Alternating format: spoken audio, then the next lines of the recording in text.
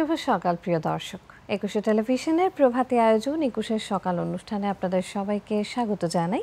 আমি জোনাকি জ্যোতি। দর্শক, প্রতিটি দিন নানান রকম সম্ভাবনা নিয়ে আসে আমাদের জীবনে। আজকের দিনটিও তেমনই কাটুক সেই প্রত্যাশা নিয়ে সবাইকে আমন্ত্রণ জানাই একুশের সকালের আজকের আয়োজনে।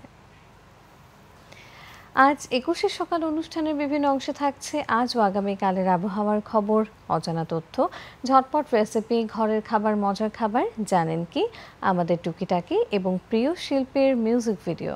শুরুতেই আজ ও আগামীকালের আবহাওয়ার খবর।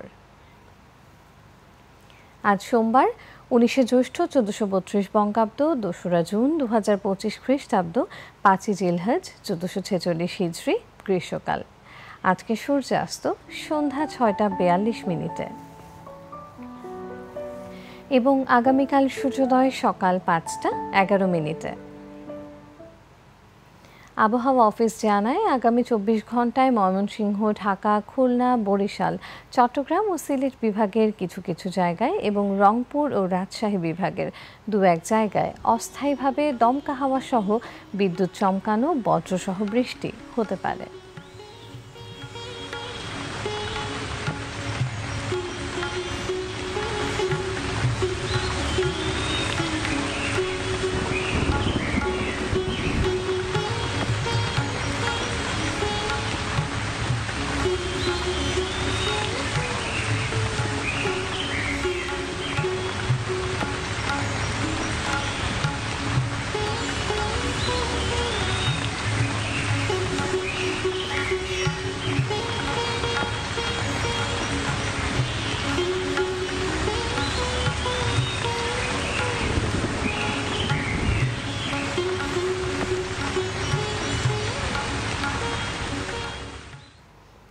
প্রিয় দর্শক, জেনে নিলাম আবহাওয়ার খবরাখবর। আমাদের এবারের আয়োজনে থাকছে অজানা তথ্য সেগমেন্টে। আমাদের মাঝে মাঝেই মনে হয় আমরা অনেক কিছু জানি, আবার মাঝে মাঝে মনে হয় অনেক কিছুই যেন জানা নেই। আমাদের জানার যেমন শেষ নেই, তেমনি জানার আগ্রহেরও তো শেষ নেই। আমরা জানি বা কতটুকু, তবে আমরা আপনার শেখা বা জানার ক্ষেত্রে একটু সহযোগিতা তো করতেই পারি। আমাদের জানা ও অজানা এমনই নানান তথ্য নিয়েই আজকের বিশেষ আয়োজন অজানা তথ্য। 19 শতকের শুরুতে মানব জাতির পরিবহন ব্যবস্থায় এক বিপ্লবী পরিবর্তন এনেছিল ট্রেন। বাষ্পচালিত ইঞ্জিনের উদ্ভাবনের হাত ধরে এর যাত্রা শুরু হয়, যা পণ্য ও মানুষ পরিবহনের গতি ও সক্ষমতাকে বহুলাংশে বাড়িয়ে দেয়। ইংল্যান্ডে কয়লা খনি থেকে উৎপাদিত কয়লা পরিবহনের জন্য প্রথম দিকের রেল লাইন তৈরি হলেও 1825 সালে জর্জ স্টিফেনসনের তৈরি লোকোমোশন নামক বাষ্পীয় ইঞ্জিন যাত্রী পরিবহনের সূচনা করে, এক নতুন দিগন্ত উন্মোচিত হয়।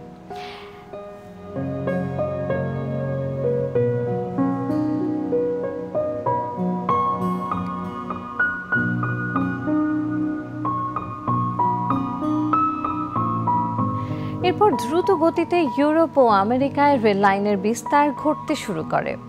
শিল্প বিপ্লবের প্রাণকেন্দ্রে পরিণত হওয়া এই অঞ্চলগুলোতে কলকারখানার উৎপাদিত পণ্য এবং খনি থেকে আহরিত কাঁচামাল দ্রুত পরিবহনের জন্য ট্রেনের গুরুত্ব অপরিসীম ছিল। একই সাথে দূরবর্তী অঞ্চলের মানুষের মধ্যে যোগাযোগ স্থাপন এবং ব্যবসা বাণিজ্যের প্রসারেও ট্রেন গুরুত্বপূর্ণ ভূমিকা পালন করে।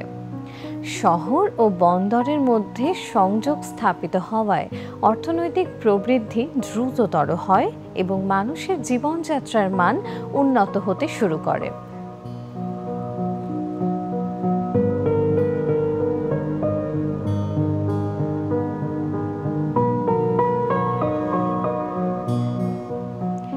শতকের শেষ দিকে এসে বাষ্পীয় ইঞ্জিনের পাশাপাশি ডিজেল ও ইলেকট্রিক ইঞ্জিনের ব্যবহার শুরু হয়, যা ট্রেনকে আরও শক্তিশালী ও পরিবেশ বান্ধব করে তোলে। দ্বিতীয় বিশ্বযুদ্ধের পর রেলওয়ে প্রযুক্তিতে আরও আধুনিকীকরণ আসে, উচ্চগতির ট্রেন এবং উন্নত সিগন্যালিং ব্যবস্থা চালু হয়। জাপানের বুলেট ট্রেন শিনকানসেন উচ্চগতির রেল যোগাযোগের এক নতুন মাইলফলক স্থাপন করে।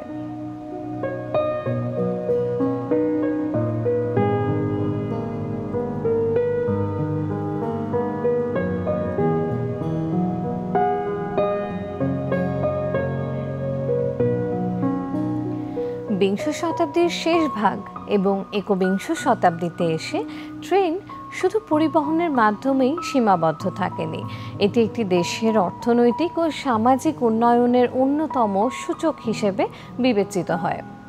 আধুনিক ট্রেনগুলো আরামদায়ক আসন, শীতাতপ নিয়ন্ত্রণ এবং বিনোদনের বিভিন্ন সুবিধা নিয়ে দূরপাল্লার যাত্রাকে সহজ ও আনন্দদায়ক করে তুলেছে। মালবাহী ট্রেনগুলো আজও ভারী পণ্য পরিবহনের ক্ষেত্রে এক গুরুত্বপূর্ণ মাধ্যম হিসেবে নিজেদের স্থান ধরে রেখেছে। তবে পরিবেশ দূষণ এবং যানজটের মতো সমস্যা মোকাবেলায় বিশ্বের বিভিন্ন দেশ আবারও রেলওয়ে ব্যবস্থার উন্নয়নে জোর দিচ্ছে।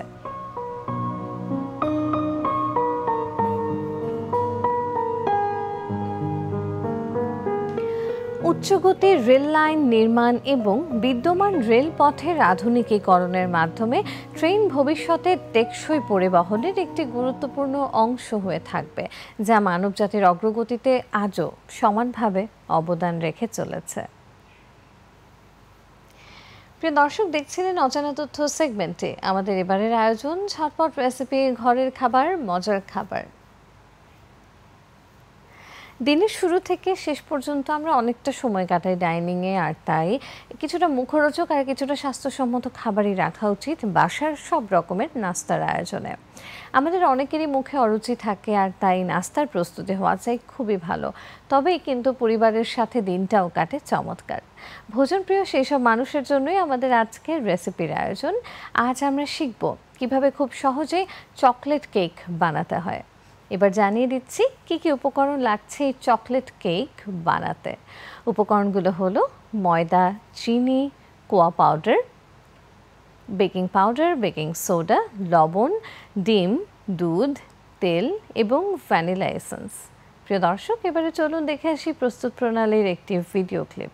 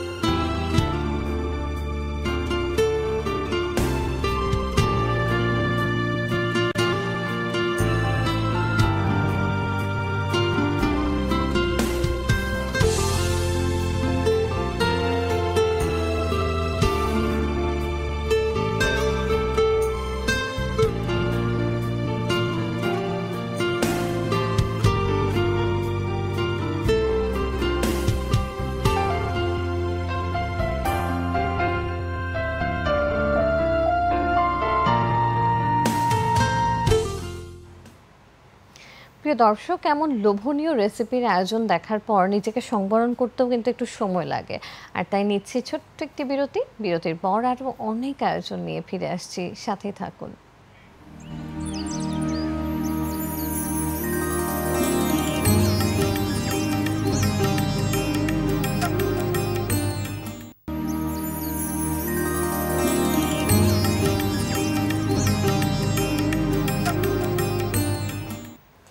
প্রিয় দর্শক, ছোট্ট একটা বিরতি নিয়ে আবারও ফিরে এলাম একুশে টেলিভিশনের পর্দায় সরাসরি আয়োজন একুশের সকাল নিয়ে।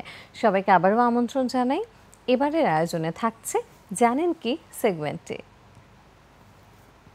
কতই না বিচিত্র আমাদের এই পৃথিবী। প্রাণেরও কতই না বিপুল সমারোহ। পৃথিবী জুড়ে রয়েছে নানা ধরনের প্রাণী ও পতঙ্গের অস্তিত্ব।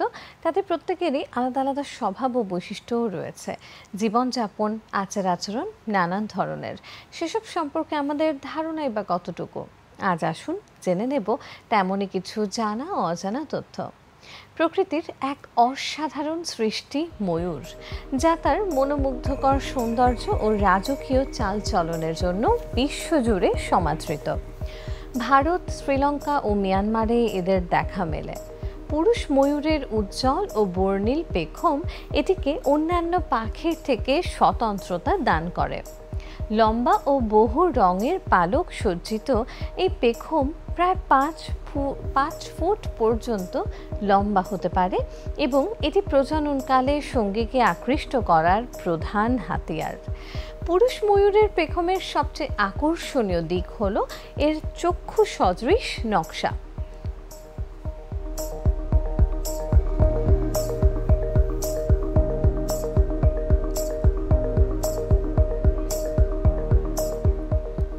উজ্জ্বল নীল, সবুজ, সোনালী ও তামাটে রঙের এই নকশা আলোয় ঝলমল করে এবং ময়ূর যখন পেখম মেলে ধরে তখন তা এক অপার্থিব দৃশ্যের সৃষ্টি করে।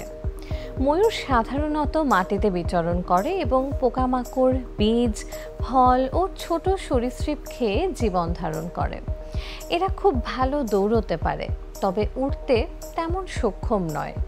শুধুমাত্র বিপদ দেখলে বা উঁচু ডালে বসতে চাইলে সামান্য উড়তে পারে।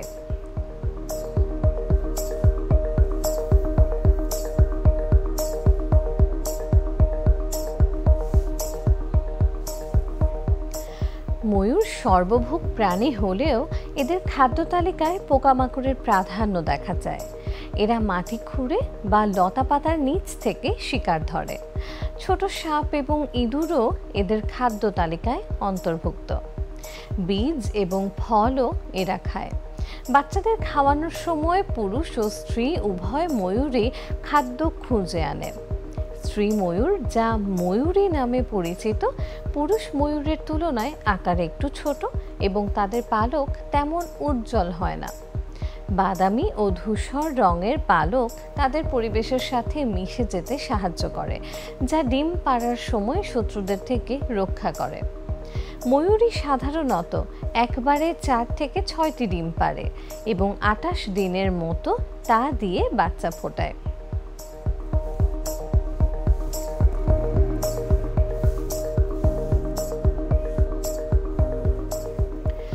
তবে দুঃখের বিষয় হলো বাসস্থান ধ্বংস ও শিকারের কারণে বন্য পরিবেশে ময়ূরের সংখ্যা ক্রমশ হ্রাস পাচ্ছে। এদের সংরক্ষণের জন্য বিভিন্ন পদক্ষেপ নেওয়া হলেও পরিবেশের ভারসাম্য রক্ষা এবং এই সুন্দর পাখিটির অস্তিত্ব টিকিয়ে রাখা আমাদের সকলের দায়িত্ব। ময়ূর কেবল একটি সুন্দর পাখি নয়, এটি প্রকৃতির জীববৈচিত্র্যেরও গুরুত্বপূর্ণ অংশ। এর সৌন্দর্য ও অস্তিত্ব রক্ষা করা আমাদের পরিবেশ সচেতনতার পরিচায়ক। প্রিয় দর্শক, দেখছিলেন জানেন কি সেগমেন্টে। এবারে নিচ্ছি ছোট্ট একটি বিরতি, কোথাও যাবে না, ফিরছি আমাদের টুকিটাকি সেগমেন্ট নিয়ে এবং থাকছে প্রিয় শিল্পীর একটি মিউজিক ভিডিও। তাই থাকুন 21 সকালের সাথেই।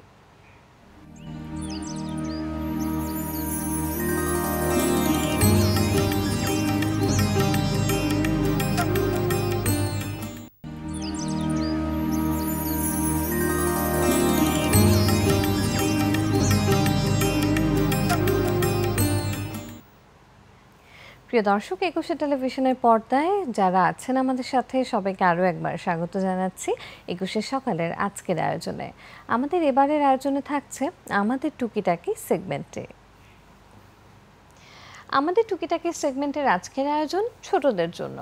ছোট্ট বন্ধুরা, তোমরা চাইলেই বাসায় বসে বসে অপ্রয়োজনীয় বিভিন্ন জিনিসপত্র দিয়ে খেলনা তৈরি করতে পারো। তাই তো তোমাদের জন্য আজকের এই বিশেষ আয়োজন। আজ আমরা শিখব কিভাবে কাগজ দিয়ে খেলনা কলা তৈরি করা যায়। কাগজের এই কলাটি তৈরি করতে প্রয়োজনীয় উপকরণগুলো হলো যে কোনো রঙের কাগজ, লাল, হলুদ, নীল, সাদা ইত্যাদি এবং মার্কার। প্রিয় দর্শক, এবারে তাহলে আমরা দেখে নিব কাগজ দিয়ে এই খেলনা কলা তৈরির একটি ভিডিও ক্লিপ।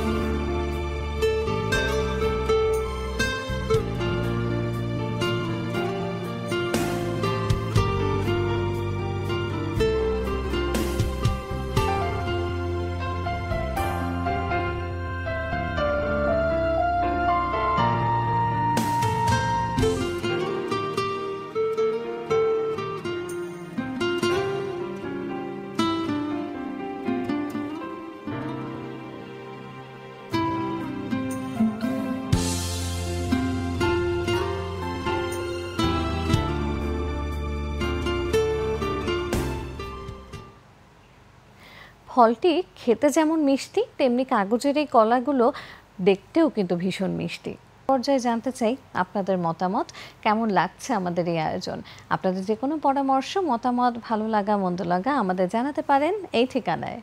প্রযোজক ২১ সকাল, ২১ television limited, Jahangir tower, ১০ Kazi Nazrul Islam Avenue, Karwan বাজার, ঢাকা ১২১৫। ফোন 88025501, 4316 থেকে 25। আমাদের ইমেল অ্যাড্রেস সকাল@21-tv.com। আমাদের এই অনুষ্ঠানটি দেখতে পারেন www.youtube.com/@etv lifestyle এই চ্যানেলটিতে। দর্শক, আমরা থাকব আপনাদের মতামতগুলো জানার অপেক্ষায়। মনীষীরা বলেন, মানুষ নিজেই তার ভাগ্যের স্রষ্টা, আর তাই যখন চাবিকাঠি নিজেরই হাতে, তখন সেটাকে কাজে লাগাবো নাই বা কেন? দর্শক, সবাই ভালো থাকুন, সুস্থ থাকুন। প্রতি রবিবার থেকে বৃহস্পতিবার নতুন নতুন বিষয় নিয়ে আমরা হাজির হয়ে যাই। আগামীকাল আবারও আসবো। সেই পর্যন্ত সুস্থ থাকুন এবং ২১ টেলিভিশনের পর্দাতেই থাকুন। শুভ সকাল।